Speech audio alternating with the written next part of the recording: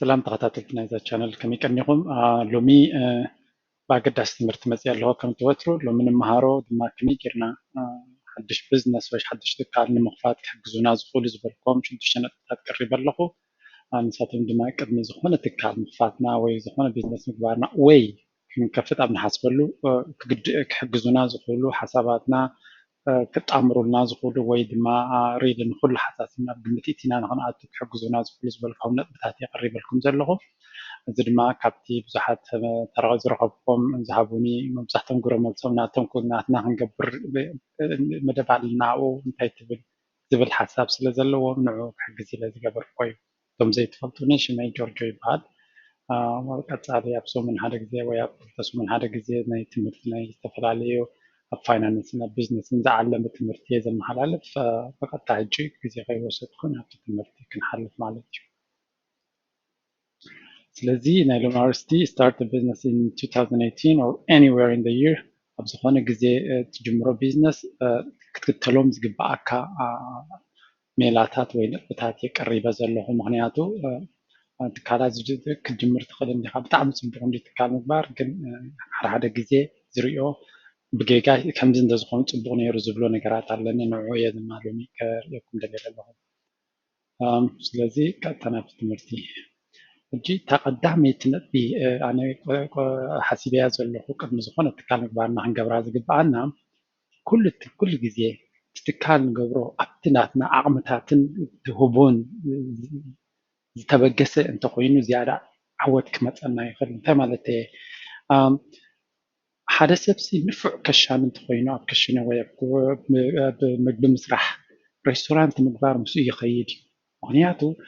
ካብ ካልኦት ዝፈልዮ ክእለትን ስልጣንን ዓቕምን ስለ ዘለዎ ፀገም ዝበሃል የብሉ ናብ ሬስቶራንት ኣትዩ ካልእ ሰብ ግን ዝኾነ ናይ ክሽን ኣንፈት ዘይብሉ ወይ ዝኾነ ናይ ቢዝነስ ኣንፈት ዘይብሉ ሬስቶራንት ከፊቱ ኩሉ ነገር ካብ ደገ ስለ ዝፅበዮ እቲ ናብቲ ቢዝነስ ንክዕወት እውን ኣሸጋሪ እዩ ዝኸውን ስለዚ እንተኽኢልና እቲ ቢዝነስ ክንገብሮ ንኽእል ወይ ንደሊ ኣብቲ ናትና ክእለታትን ተሁቦን ዝተበገሰ እንድሕር ኮይኑ ዝበለፀ ዕድል ኣለና ንኽንዕወት ማለት እዩ ስለዚ እቲ ንሕና ንፈትዎ እንታይ እዩ ኢልና ክንምርምር ኣለና ሓደ ሰብ ንዓሚል ምዕጋብ እንድሕር ኮይኑ ምስ ዓሚል ምዝርራብ እንተኮይኑ ባህጊ ናቱ ድኳን እንተገይሩ ምስ ዓማዊል ኢንተርኣክት ምግባር ዝያዳ ቫልዩ ወይ ከዓ ህያብ ነቶም ዓማዊሉ ክህብ ስለ ዝኽእል ንክዕወት ቻንስ ኣለዎ ስለዚ ኩሉ ግዜ ትካል ክገብር እየ ኢልና ክንሓስብ ከለና እንታይ ተሁቦና እንተኢልና እንተሓሰብና ይሕሸና እቲ ተሁቦናካ ከመይ ጌርካ ምስ ትካል ጌርካ ቡክ ክሰርሓሉ ትኽእል ኢልካ ምሕሳብ ዝበለፀ ቴክኒክ ናይ ዓወት እዩ leverage on your skills ነቲ ተሁባኻ ዘለውካ ፀጋታት ተጠቂምካ ኣብ ቢዝነስ ክትከይድ ከለካ ዝያዳ ቻንስ ኣለካ ንክትዕወት ካብ ስቕ ኢልካ ክስቶ ገይሩ ወይ ኢልካ ወይ ከምዚ ይሰርሕ ኢልካ ጌርካ ክትዕወት ትኽእል ኢኻ ብኡ ናይ ትዕወትን ማለት ኣይኮነን እቲ ጠለባት እንተሎ ኮይኑ ኣብቲ ትፈትዎ እንድሕር ትሰርሕ ኣለካ ግን ካልእ ዕድል እውን ኣለካ ስለትፈትዎ ኣይትደክምን ኢኻ ኣብቲ ዓውዲ እቲ ንክትሰርሕ ብዙሕ ግዜ ኣጥፊኻ ክትሰርሕ ስለትኽእል ናይ ምዕዋት ዕድልካ ዝለዓለ ይኸውን ስለዚ ብዙሕ ግዜ ሰሚዕኩም ኣለኹም follow your passion follow your dreams ገለ ዝበሃል ዘረባ ኣብ እንግሊሽ ከምዚ ንቡር ኮይኑ ኣሎ ስለዚ ኩሉ ግዜ ኣብቲ ንሕና ንኽእሎን ንመልኮን ዓውዲ ትካል ክንከፍት እንተሓሲብና ዝለዓለ ነጥቢ ዝለዓለ ዕድል ኣለና ዕውታት ኮይና ንክንወፅእ ቀዳመይቲ ነጥቢ እያ ካልአይቲ ነጥቢ ድማ ሎሚ መቸም ኣብዚ ግዜና ዝተፈላለየ ናይ ሶሻል ሚድያ ወይ መራኸቢ ብዙሓን ቻነልስ ንርኢ ኣለና ፌስቡክ ኣሎ ኢንስታግራም ኣሎ ዩቲዩብ ትዊተር ሊንክድኢን ስናፕቻት ኩሎም እዚኦም እዚኣቶም መብዛሕትና ፈሊጥና ወይ ከፈለጥና ኣብኦም ምስ ግዜ ነጥፊ ኢና እዚኣቶም ግን ኣዝዮም ሓያላት መሳርሒታት እዮም ናትካ ፐርሰናል ብራንድ እንታይ ማለት እዩ ፐርሰናል ብራንድ ቅድሚ ቀዳመይቲ ነጥቢ ቅድሚ ትካል ምኽፋትካ ኣብዚ ግዜና ዝበለፀ ቻንስ ኣለና ትካል ክትከፍት ምዃንካ ቅድም ምስቶም ዓማዊልካ ክትላለጥ ክትክእል ኣለካ እንድሕሪ ሓደ ሰብሲ መምህር ናይ ምክሻን ክኸውን እንድሕር ኮይኑ ሓሳቡ ቅድም ኣብ ፌስቡክ ድዩ ኣብ ትዊተር ድዩ ኣብ ዩቲዩብ ድዩ ነቶም ዓማዊሉ ብጥርሑ ክምህሮም ክጅምር ክኽእል ኣለዎ እቲ ናቱ መን ምዃኑ ክፈልጥዎ ክኽእሉ ኣለዎም ፅባሕ ንኮ ትካል ተኸፊት ንፈልጦም ኢና ዘዳንፍዑኒ ነይሩ ኢሉ እቲ ሰብ ናብኡ ክመፅእ ይኽእል ስለዚ ኣብ ፌስቡክ ስእሊ ምግባር ወይ ገለ ምግባር እኳ ፅቡቅ እንተኾነ እንተኽኢልና ግን በዓል ፌስቡክ ኢንስታግራም ሪሊ ውልቃዊ ብራንድ ናትና ወይ ውልቃዊ ማርካ ናትና ምምዃንና ዘርኢ ኮንተንት ወይ ከዓ ትሕዝቶ ብምቕራብ ነቶም ናይ ፅባሕ ዓማዊልካ ድዮም ወይ ነቶም ፅባሕ ሰርቭ ክትገብሮም ትደሊ ዓይነት ሰባት ድዮም ኣብኡ እንድሕር ቀሪብካሎም ካብቲ ናትካ ፕላትፎርም ብዙሕ ተተማሂሮም ወይ ብዙሕ እንድሕር ከሲቦም ንስኻ ድማ ኦልሬዲ ኣብቲ ዓውዲ እንታይ ኣበርክቶ ክህልወካ ከም ዝኽእል ምስኦም ስለትዋሳእ ዘለካ ብዙሕ ትምህርቲ ክትወስድ ኢኻ ናይ ግድን ኣብኡ ስለዝመሃርካ ቢዝነስ ካብኡ ክትገብር ኢኻ ማለት ኣይኮነን እንታይ ክትገብር ግን ትኽእል ካብቲ ምስኦም ትዘራረቦ እንታይ ፀገማት ኣሎም እቶም ናትካ ፎሎወርስ ክንደይ እንታይ እንተገበርካ ክትሕግዞም ትኽእል ብኸመይ ወይ ከዓ ካልኦት ቢዝነስ ሓሳብ ዘለዎም ድማ ምሳኻ ንክሰርሑ ዕድል ትረክብ እንታይ ማለት እየ ብካልእ ኣዘራርባ ኩሉ ግዜ ኣብዞም ሶሻል ሚድያ ኤንጌጅ ወይ ኣብኡ ግዜ ክነጥፍ ከለና ብዕላማ ክንገብር ክንፍትን ኣለና ናትና ትሕዝቶ ብምቕራብ ኣብኡ ንሰባት ሂወቶም ንእሽተይ እውን ትኾን ክንቅይረሎም ንኽእለሉ መንገዲ ከነናድኽ ንክእል ኣለና ስለዚ ነቲ ንሕና ፓሽን ዘለና ወይ ነቲ ንሕና ንፈትዎ ዓውዲ ብኡ ዝተፈላለየ ትሕዝቶታት ብምቕራብ ኣብዚ ናትና ብራንድ ወይ ናትና ማርካ ከነቕውም ንኽእል ኢና ስለዚ ሓዚ እንተንብታ ዝተተሓሓዘ ቅድም እቲ ናትካ ክእለታት መሚኻ ናብኡ ምትኳር ሽዑ ድማ በቲ ናትካ ክእለታት ድማ ኣብቲ ሶሻል ሚድያ ተጥፍኦ ግዜ ንሰባት ቡ ጌርካ ክትፀልወሉ ትኽእል መንገዲ ክትፈጥር ኣለካ ብፍላይ በዓል ኢንስታግራም ሎሚ ዓብዪ ኢንፍሉንሰር ማርኬቲንግ ዝበሃል ፊልድ ኣሎ እዚኣቶም ድማ እቶም ሰባት በቲ ዓውዲ ንሳቶም ዝኽእልዎ ገይሮም ንካልኦት ሰባት ክምህሩን ክልውጡን ይፍትኑ ስለ ዘለዉ ኣገዳሲ እዩ ንስኻትኩም ንሕና እውን ከምኡ ዘይንኾነሉ ምክንያት የለን ኢልና እቲ ንሕና ንቕርቦ ግዜያዊ ነጥፍኦሲ ፕሮዳክቲቭሊ ወይ ውፅኢታዊ ክኾነልና ክንፀርፍ ንክእል ኣለና ናይ ምፅባሕ ሕልምታትና ድማ ኣብ ግምት ዘእተወ ክኸውን ክኽእል ኣለዎ እየ ዝብል ዘለኹ ኣብዚኣ ሳልሰይቲ ከምታ ዝበልኳ መቸም ሕጂ ርኢና ኣለና ቅድም ካብቲ ናትና ተውህቦታት ተበጊስና ኣለና ኣብ ሶሻል ሚድያ በዓል ፌስቡክ ዩቲብ ትዊተር ወላ ሊንክድን ስናፕቻት ንገብሮ ምስቲ ናትና ባህግታት ነቶም ናትና ተኸታተልቲ ወይ ኣሕዋትና ዝሕግዝ ትሕዝቶታት ንቀርብ ተጀሚርና ካብቲ ንገብሮ ምስኦም ልውውጥ ሽግራቶም ክንፈልጥ ኢና እቶም ምሳኻ ዝረኸቡ ኣሕዋትካ ወይ ፈለወርስ ናትካ እንታይ ፀገም ናቶም እንታይ ሽግር ኣለዎም እንታይ ከስኻ ክትሕግዞም ትኽእል ክትሓስብ ክትክእል ኣለካ እንድሕር መብዛሕትኡ ሰብ ናይ እንታይ ምክብል ምናልባት ብዙሓት ኣወዳት ኣለና ኣብ ኤርትራ ዝመፃና ኣብ ኤሮጳ ናይ ምክሻል ናይ ገለመለ ፀገም ዘለና እታ ከምኡ ትምህር ዘላ ሰብ ከምኡ ክትምህረና እንተኽኢላ ኦልሬዲ ንክንደይ ሰባት ትሕግዝ ኣላ ካልኦት ድማ ኣለዉ ናይ ፋሽን ክእለት ዘለዎም ከመይ ገይሩ ሰብ እንታይ ክክደን ንኽእል መቸም ንሕና ካብ ኣዝዩ ዘይማዕበል ዓዲ ስለ ዝመፃና ክሳዕ ክሉ ናይ ፋሽን ምስትምቃር የብልና ወይ ፍልጠት የብልና እቶም ዝፈልጡ ግን ከመይ ገይሮም ሰባት ከምዝን ኢሎም ብስታይል ክክደኑ ይኽእሉ ክምህሩ ይኽእሉ ነቲ ናይ ኣዋልድ ድማ ከመይ ጌርካ ሜክኣፕ ካበይ ክግዛእ ይኽእል ብከመይ ክትጥቀመሉ ትኽእል ዝተፈላለየ ትምህርቲ ብምምሕልላፍ ናይ ሰባት ሽግራት ክፈትሑ ይጅምሩ ማለት እዩ ካብቲ ትፈትሑ ዘለካ ሽግር እዩ እቲ ቢዝነስ ዝመፅእ ስኢልካ ሓሲብካ ወይ ክስቶ ገይርወልካ ደይኮነሲ ካብ ሽግራት ናይ ዓማዊል ወይ ናይቶም ሰባት ርኢኻ እምበኣር ብከምዚ ኣነ ሽግሮም ክፈትሓሎም ክእል ኢልካ እቲ ናይ ቢዝነስ ሓሳባት መፀካ ማለት እዩ ብኡ ጌርካ ድማ እቲ ቢዝነስ ምፅባሕ እናዓበየ ናይ ካልኦት ንካልእ እናገበረ ክኸይድ ይኽእል ስለዚ ኣብቲ ሽግር ኣብ ምፍታሕ ዝተተኮረ ቢዝነስ ጥራይ ዓወት ዘለዎ ቻንስ ስኢልካ ዘይኮነሲ እንታይ ፀገም ስለ ዘሎ የንዑ ክፈትሕ ቢዝነስ ዝገብር ዘሎ ወይ ትካል ዝገብር ዘሎ ክንብል ኣለና ፀገም እንተዘየለ ሰብ ሞ ክገዝእ እውን ኣይክእል እዩ ስለዚ ካልኣይ እቲ ፀገም ክንገብር ከለና ቫልዩ ዝብልዎ ኣሎ ሓደ ነገር ካብ ኩሉ ክገዝእዎ ዝኽእሉ እንድሕር ኮንካ ሸይጥ ዘላ እሱ እውን ክዕውተካ ይኽእል እንጂ ኩሉ ግዜ ግን እቲ ዓሚል ናባኻ ምስ መፀ ሓደ ኣብ ካልእ ክረክቦ ዘይክእል ፍሉይ ቫልዩ ወይ እንታይ ክብለ ቫልዩ መቸም መለሳዲ ክብሎ ኣይደኖ ወይ ድማ ፍሉይ ኤክስፒሪየንስ ይብሎ ኣብቲ ናትካ ድኳን ደቲ ምሳኻ ዝራኸበሉ ግዜ ፍሉይ ስምዒት ዝረክበሉ ሰርቪስ ክትቦ ክትክእል ኣለካ ዋላ ንስኻ ትሸጦ ዘለካ ንብረት ኣብ 10 ድኳናት ይሽየጥ እንተሎ እቲ ንስኻ ትቦ ሰርቪስ ወይ ኤክስፒሪየንስ ክፈልየካ ይኽእል ካብ ካልኦት ብዙሕ ግዜ ኣብ ናይ ሓበሻ ትካላት እዚኣ ክትጎድል ሪኣ እዚኣ ካስተመር ኤክስፒሪየንስ ትበሃል ክልተ ድኳናት ጥቃጥቃ ኣብ ኤርትራ እንተሪእናየን ክልቲኦም ሽሮ ብሽኮቲ ገለመለ ይሸጡ እቲ ሓደ ፀዋቅ እቲ ሓደ ግን ፍሕሽው ኢሉ ይቕበል መን ክዕወት ትሪኦ ፍሕሽው ኢሉ ዝቕበል ምክንያቱ ነፍሲ ወከፍ ዓሚል ክመፀካ ከሎ ንጉስ መፀካ ዘሎ ክርዳእካ ኣሎ ምክንያቱ ንሱ እዩ ዝኸፍለካ ነታ ትካልካ ንክትነብር ንክትምዕብል ማለት እዩ እዚ ዓሚል ከም ንጉስ ጌርካ ክትሪኦ ክትክእል ኣለካ ከም ዓሚል ከም ንጉስ ጌርካ ክትከናኸኖ ክትክእል ኣለካ ምክንያቱ ገንዘቡ ስለ ዘፍሰልካ ወርቂ ስለ ዝበካ ዘሎ ስለዚህ እዚያ가 ታሳሰብ ትነጥብ ማለት እዩ ስለዚህ ያ ናብታራባይቲ ማለት እዚያ ሕጂ መብዛሕትኡ ግዜ ኣብ ናይ ሓበሻ ወይ ኣብ ናይ ኤርትራውያን ፈፂምካ ዘይትሪኣ ነገር እንተላ እዚኣ እያ ሓደ ሰብ ሓሳብ ኣብ ቢዝነስ ዓይ ምኳኑ ምስ ፈለጠ ነትኡ ምስ ካልኦት ኮንካ ናይ ምስራሕ ክእለት የለን ኣነ ጥራይ ዝፈልጦ ካልኦት ካብኣዮም ክሰርሑ ሓሳብ ገለመለ ዝበሃል ሓሳብ ኣለና በይነይ ጥራይ ዝብል ኣተሓሳስባ ኣለና እዚ ግን ፅቡቅ ኣይኮነን ንስኻ ምናልባት ኣብ ሓደ ዓውዲ ንፉዕ ክትከውን ትኽእል ኢኻ ንፉዕ ከሻኖት ክትከውን ኢኻ ንፉዕ ነጋዶ ክትከውን ትኽእል ኢኻ ግን ብዙሕ ነገር ኣሎ ዘይትፈልጦ ምስ ካልኦት ከማኻ ኣብ ቢዝነስ ዝነጥፉ ሰባት ተራኺብካ ግን እንታይ ዓይነት ሜላታት ጥቀሙ ብኸመይ ኣድቨርታይዝ ይገብሩ ብኸመይ ኢንጌጅ ይገብሩ ልዕሊ ኩሉ ድማ ምናልባት ንስኻ ተውህቦ ቢዝነስ ክእለት ይህልወካ ግን ኣብዚ ናይ ሎሚ ዝተረቐቐ ናይ ቴክኖሎጂ ግዜ እቲ ሜላታት ክጠፍኣካ ክእል እዩ ስለዚ ኮች ወይ ሜንቶር ኣብቲ ዓውዲ እቲ ርቅቕ ዝበለ ክእለት ወይ ፍልጠት ንዘለዎ ሰብ ረኺብካ ከምዚ ሓሳብ ኣለኒ ብኸመይ ክኸደ ክእል እንተኢልካ ንስኻ 10 ዓመት 20 ዓመት ከድልየካ ዝግብኦ ብሕፅር ኣቢሉ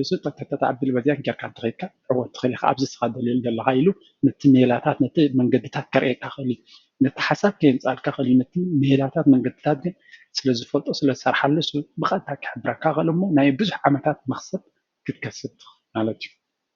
እንጂ ናይ ሎሚ ኣብዚ 2018 ወይ ድብሎ ዘለኹ ስለምንታይ እቲ ኣገባብ ቢዝነስ እውን ይቕየር ስለ ዘሎ ዝሓለፈ 10 ዓመትን ሎምን ፈፂምካ ይከወዳደር ዘይክእል ብዝናይ ሎሚ ዘለና ቴክኖሎጂ እቲ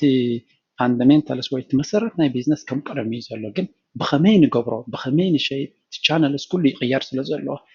እቲ ናይ ቀደም ንኽተሎ ዝነበርና ሜላ ከይዕውተና ክእል ኣብ ዝመፅእ 3-4 ዓመት ኣዝዩ ዝተቐየረ ዓይነት ዓለም ክህሉ ስለ ዝኾነ ስለዚ እንተኽኢልና እዚ ክንደፍዓሉ ኣለና ምስ ካልኦት ተራኺብና ንመያየጠሉ ምስ ካልኦት ብሓባር ክንሰርሓሉ ንኽእል መንገዲ ክንፈጥር ኣለና ድሕሪ ንስኻ ኣብ ሶሻል ሚድያ ዓብይ ፕሬዘንስ ኣለካ ወይ ዓብይ ፎሎወርስ ኣለካ ብዙሓት ተኸታተልቲ ኣለውካ ሓሳብ ናይ ቢዝነስ እንተዘይብልካ ምስ ሓሳብ ዘለዎ ክሰርሕ ፈትል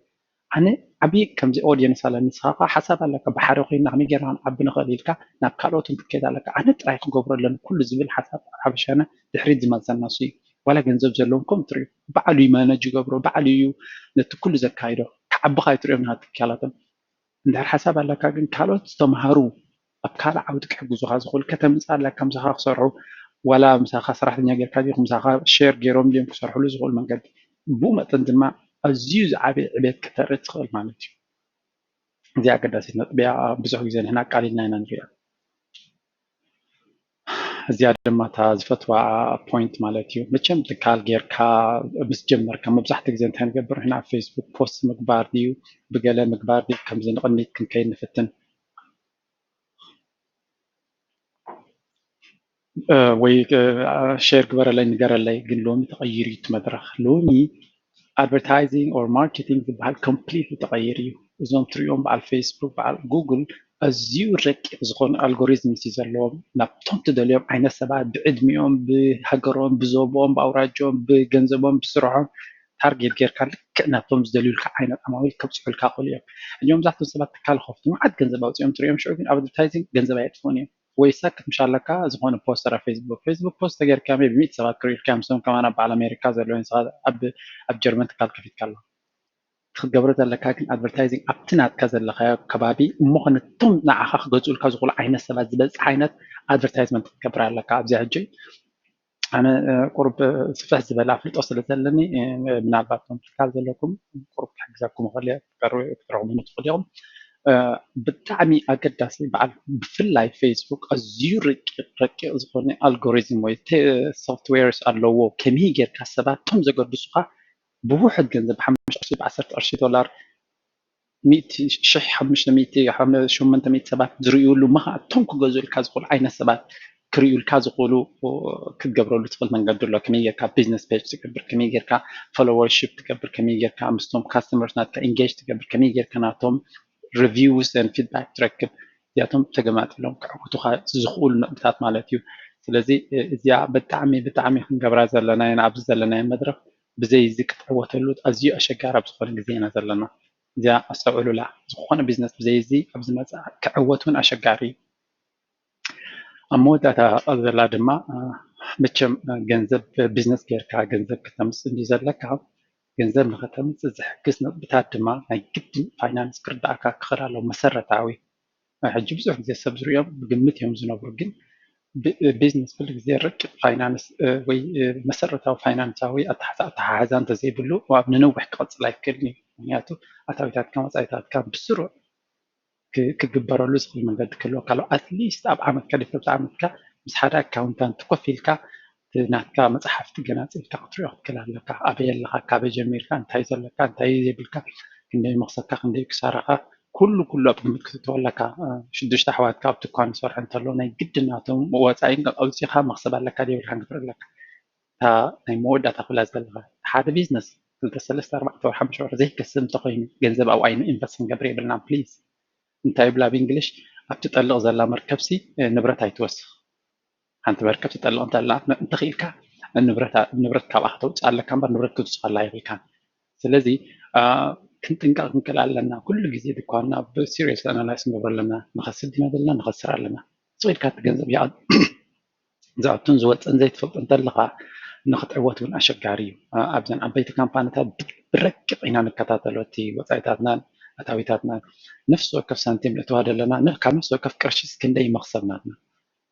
ነፍሲ ወከፍ ኣናላይዝ ዝኸውን ዘይተኣደነ ግዜ ኢና ነጥፍእ ኣብቲ ቁፅርታት ክንሰርሕ ብዙሕ ቲም ዝሽቃ ዘሎ ንኩሉ ኣናላይዝ ዝገብር ምክንያቱ ይፈልጥዮም እቶም ዓበይቲ ካምፓኒታት